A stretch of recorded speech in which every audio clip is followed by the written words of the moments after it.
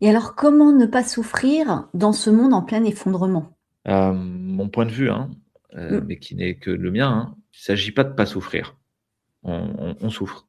Voilà. On souffre, c'est le lot de l'humain, quoi. Il souffre.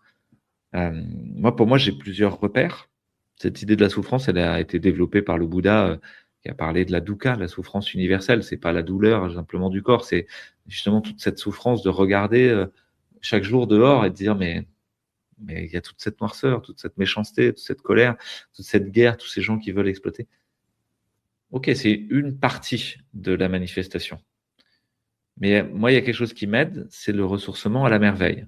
C'est d'essayer de trouver à l'intérieur de cette noirceur le fil de la merveille, comme dirait Christiane Singer, euh, et d'essayer de rester accroché à ce fil-là. Et si vous regardez dehors, il y en a partout.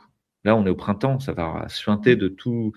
J'ai pris souvent cette image, mais des coquelicots ou des graminées ou même du pissenlit qui va fracasser le bitume. Vous avez déjà vu ces fissures en plein Paris ou en pleine ville de banlieue noirâtre avec l'usine à côté. Puis vous avez quand même une petite fissure avec des trucs verts qui poussent. Vous dites, mais d'où ça vient? C'est pas possible en fait.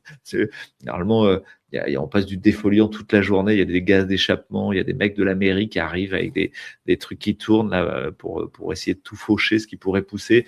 Il y a le voisin consciencieux qui veut que la ville soit propre et qui met du Roundup dans les angles, enfin voilà, sans même qu'on lui demande.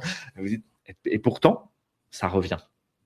Ça revient de manière indisciplinée et sauvage. Et là, pour moi, il y a quelque chose qui va peut-être pas être facile à accepter, mais je m'émerveille du sauvage. Et le sauvage, ça peut être quelque chose d'inconfortable, encore une fois.